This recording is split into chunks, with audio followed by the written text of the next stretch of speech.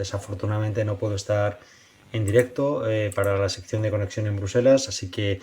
grabo este pequeño vídeo para hablar un poco de la realidad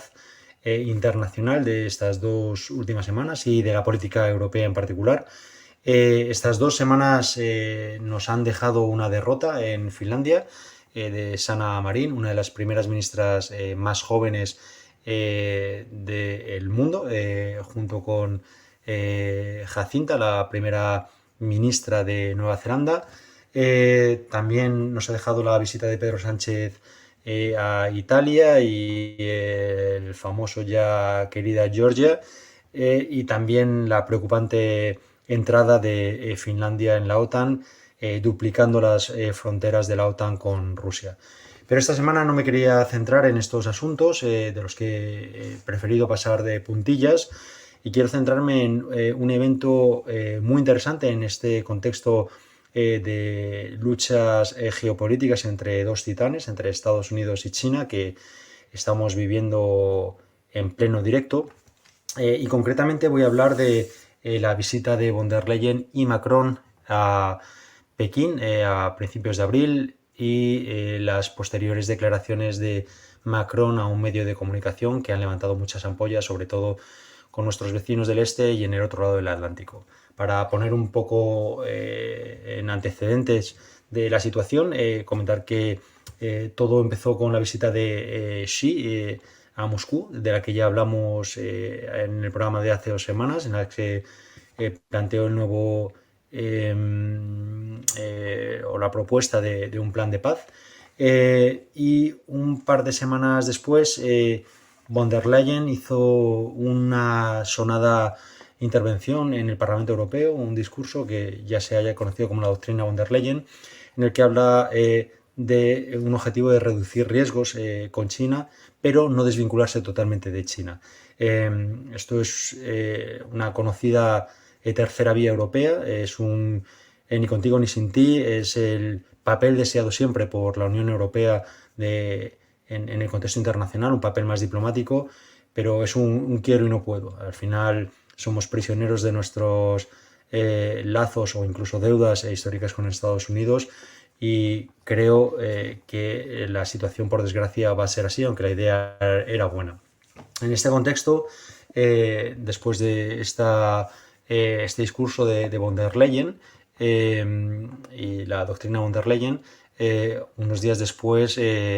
Macron y Ursula fueron a hacer una visita de Estado a China.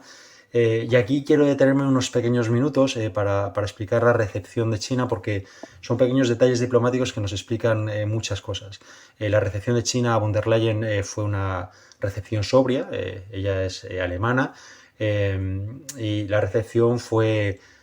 en ese sentido, una recepción sobria. Sin embargo, la recepción a Macron ha sido definida por algunos medios como pomposa, exagerada, majestuosa, como tal cual emperador, o Napoleón, perdona. Y esto es interesante porque esto también es el arte de la diplomacia, de la que China es una gran experta, y agasajaron a Macron y le subieron ese ego patrio muy francés, que dio sus réditos. ¿Y por qué digo esto? Porque aquí viene el meollo de la sección de esta semana. En el avión de vuelta a Europa, Macron concedió una entrevista a Político y a Les Echos, una entrevista muy interesante en la que expuso o fue más allá de esa doctrina von der Leyen, y en el que habló de la famosa autonomía estratégica. Este es un concepto ya utilizado por Charles de Gaulle, lo explicaremos un poquito más adelante, pero esta autonomía estratégica respecto a Washington se centra en el concepto de que Europa tiene que independizarse de los intereses geopolíticos de Washington y mirar por sí misma. Esto, como ya explicaba, es un elemento fundamental de la política exterior francesa después de la Segunda Guerra Mundial. Hay que entender que Francia es una potencia nuclear, y, por ejemplo, Charles de Gaulle aceptó que Francia formaba parte de la arquitectura otanista, pero no fuera miembro de la OTAN, cosa que revirtió Sarkozy hace 10 o 12 años, si no me equivoco. Y esta autonomía estratégica expresada de forma muy beligerante en esta entrevista por parte de Macron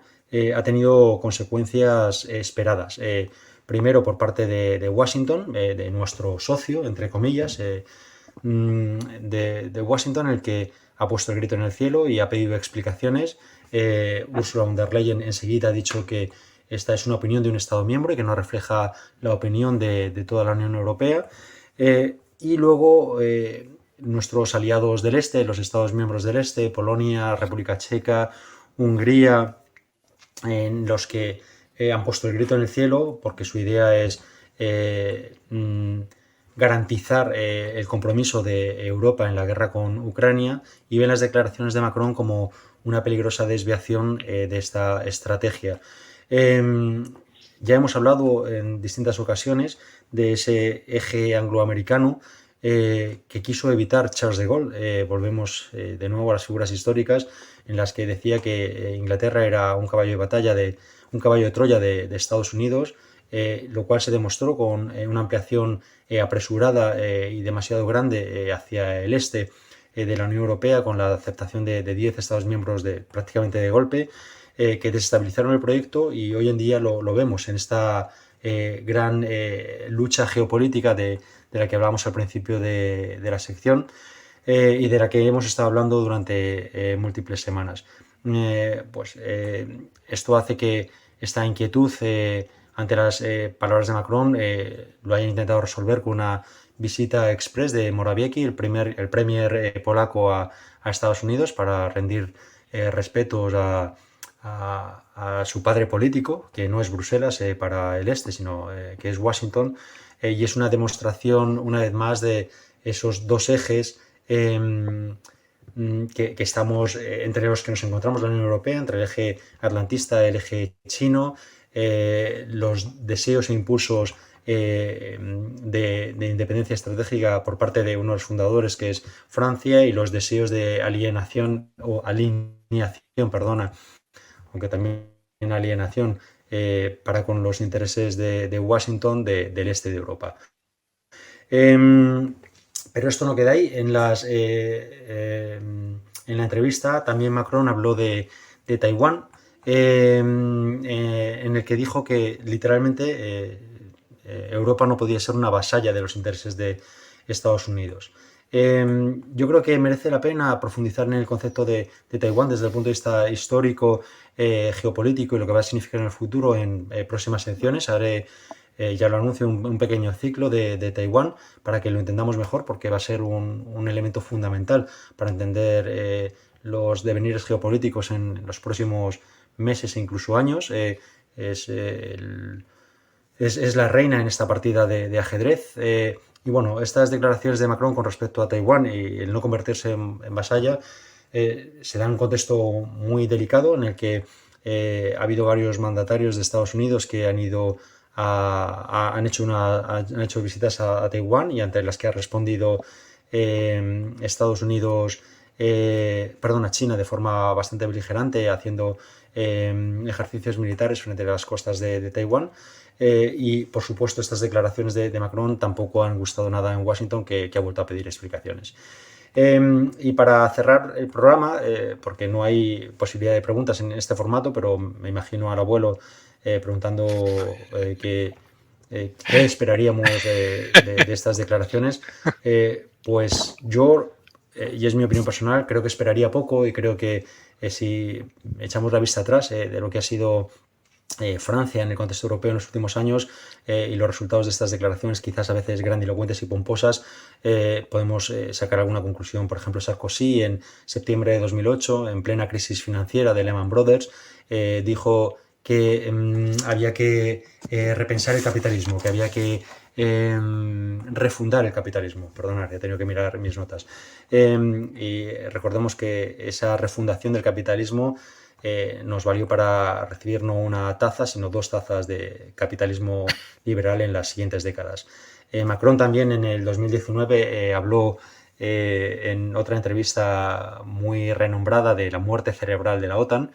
y ya vemos en qué ha resultado, en la inclusión, que era impensable, de un nuevo miembro como es Finlandia y próximamente de Suecia, y una determinación de la política exterior europea por parte de la OTAN. Así que estas nuevas declaraciones de autonomía y estrategia de Macron, si bien son una buena declaración de intenciones con la que tenemos que estar de acuerdo como ciudadanos europeos, quizás queden en agua de borrajas una vez más. Y bueno, con esto son 10 minutos. Espero que disfrutéis la entrevista con Garzón, de la que hablaremos de un tema que nos interesa mucho, que es el proceso de desdolarización, entre otras muchas cosas, y esperemos que disfrutéis lo que queda de programa.